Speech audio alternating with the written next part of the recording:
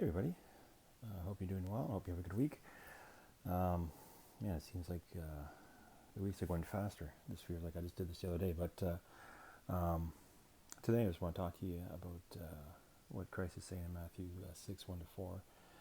He's talking about the subject of giving to the needy, and he's kind of exposing the Pharisees' hearts, the way they give to the needy. So I'm just going to read the verses and we're going to go from there. So Matthew 6, verses 1 to 4. Beware of practicing your righteousness before other people, in order to be seen by them. For then you will have no reward from your Father who is in heaven. Thus, when you give to the needy, sound no trumpets before you, as the hypocrites do in the synagogues, in the streets, that they may be praised by others. Truly I say to you, they have received their reward. But when you give to the needy, do not let your left hand know what your right hand is doing, so that your giving may be done in secret. And your Father, who sees it in secret, will reward you. Any glasses? Wow, that's getting hard to read. Christ is saying there, obviously the Pharisees, we know, they hardened their hearts and they were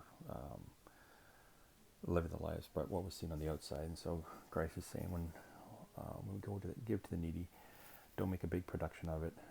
Don't make it known to everybody, boastful, to get the praise from that. To take the focus off of the person and put it on ourselves, and that's what the Pharisees do. They were putting a limelight on themselves and wanting praise for their actions, to seem more holy or righteous. And Christ is saying that's not how we should act. When we give to the needy, we should do it in a way that it is in secret. And so, there's many ways. I know Russ has said this, and others. And if we walked in the street, someone may ask you for money, and have a gift card or something, or offer to buy them food. And it's in public, so people may see you, but it's your heart attitude. Are you having an inward struggle in your heart of departing with that money, or giving that person, or being seen with that person? And so we want to make sure that when you come across people who are in need, could be that homeless person, the person that looks to the world as less or ragged, that we don't look at them that way. We look at them as a child of God, and see their value, and give them what they're asking for, right? The best we can. And I think that goes to as well to people from different cultures, people that aren't like us, or talk like us, dress like us, and do the same things as us. I know in our society we can kind of get a little upset with people who are different, and so for us, people who are in need, who ask of need, we need to have a joyful heart of wanting to help people, and wanting to give them things that they need, and not coveting the things that we have. We all know, all of us here in Canada, we have lots. We have too much. And I think that's a downfall of living in this country, that we have so much at our fingertips, and there's so much consumption of everything: food, clothing, technology.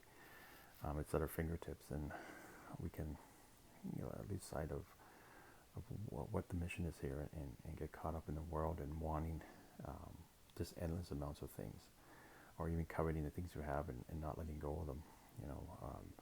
Not wanting to give up our favorite outfit, or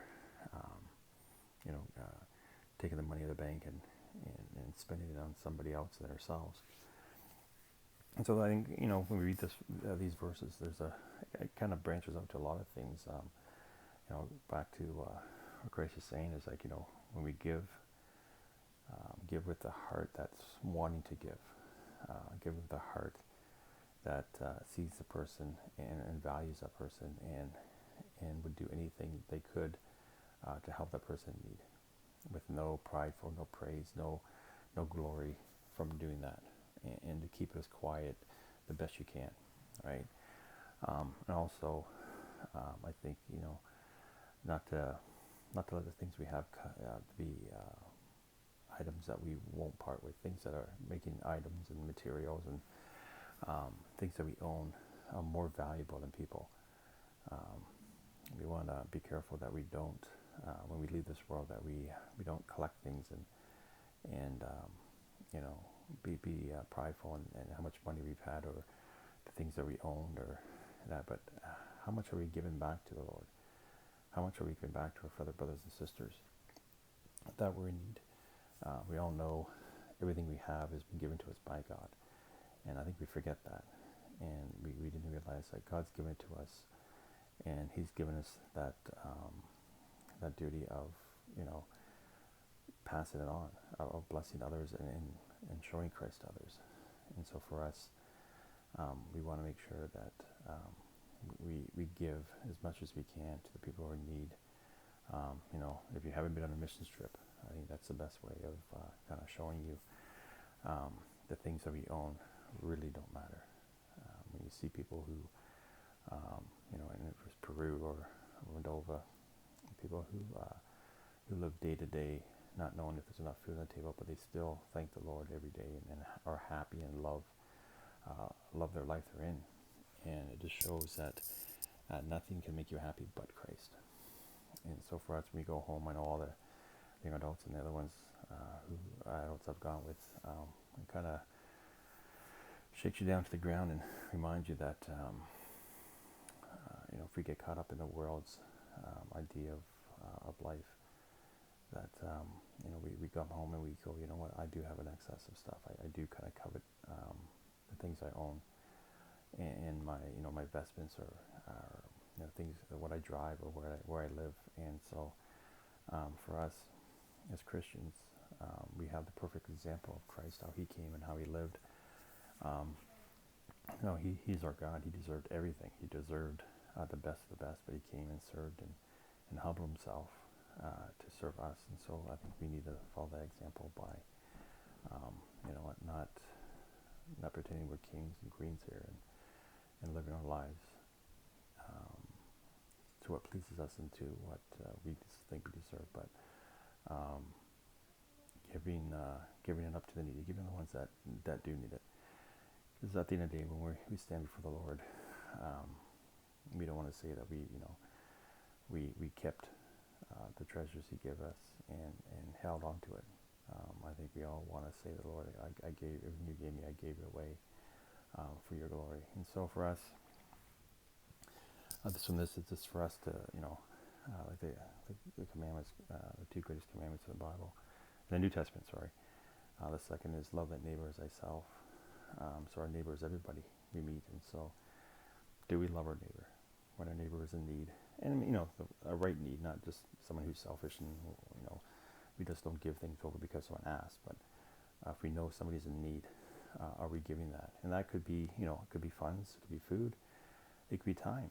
Are we giving our time to people who are in need, people that, you know, may ask that they're lonely or they need someone to be with them, someone to give them that advice, someone to pray with them, or even are we praying for those people?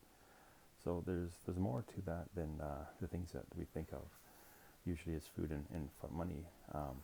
So we gotta make sure that we're putting our ear to the ground and hearing the Spirit and giving to those that do need it and that ask for that help, and not doing it because we want the glory, or not do it because we're too prideful, we're too greedy, and we want it for ourselves. And, you know, tell you that even time with people is so precious. If we, you know, even spend a day and go out and meet people and talk to people, there's a lot of people that need conversations and love and care, and so that's the thing that we can be giving to people. Even dropping off a treat or just a note goes a long way, and I think we'll see the blessings from God, and people will see Christ in us, and the more and more we do that.